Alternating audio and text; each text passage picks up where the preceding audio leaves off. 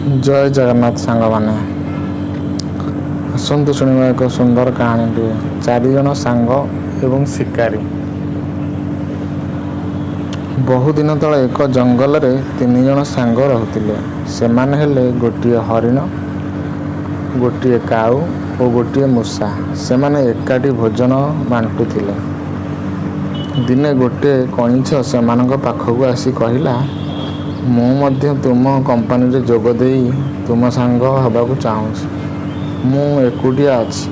काऊ कहिला, तुमको स्वागत, किंतु आपणक व्यक्तिगत निरापत्ता विषय कौन?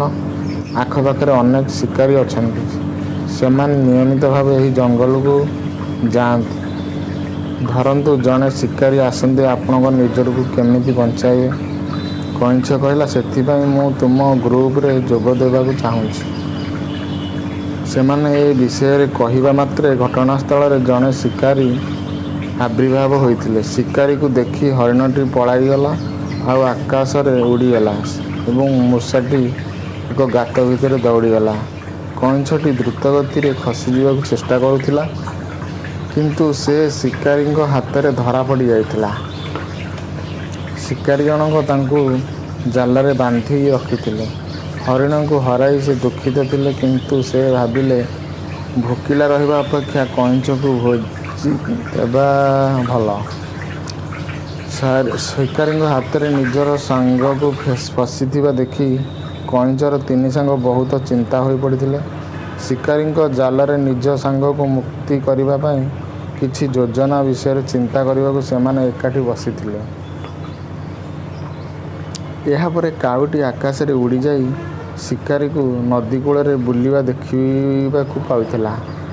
योजना अनुसार हरिणटी शिकारी आगे दौड़ी आसी शिकारी रास्ता रे शिकारी दूर रे हरिण को माटी रे दौड़ी थिबा देखिथिला।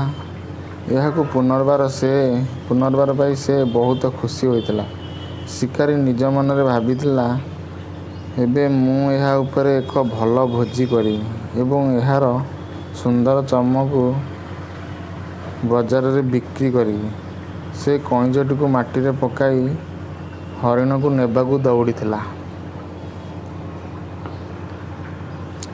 एही समय रे योजना अनुसार मूषा जाल देई कइंच को मुक्ति करिथिला। कइंचटी तरबरिया भावे नदी पानी रे भीतर को चली जाइथिले।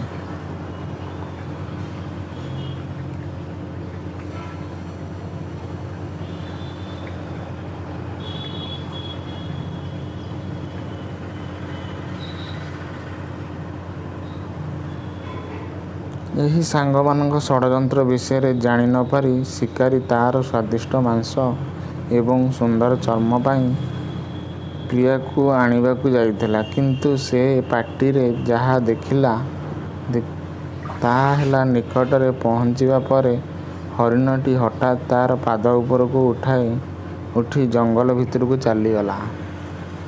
से किछि बुझिबा आगुरु हरिणटी निखोज हो जाइथिला।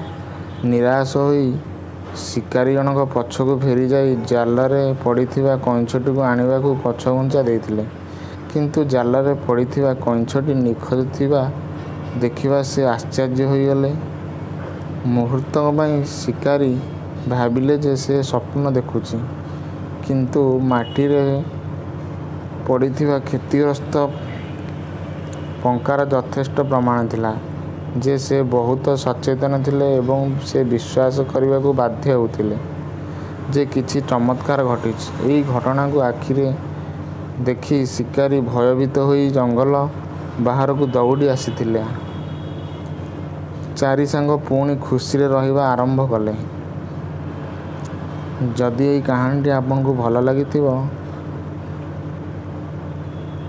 नमस्कार, जय Jagannath, welcome to your channel Bandita Odia story. आजिर भिडियोटी आपन को केमिति लागिला प्लीज वीडियो को लाइक करदे मो चैनल को सब्सक्राइब करने पर टोटाली भूलंतु नहीं। Please like share and subscribe करंतु। रहुची सांग माने।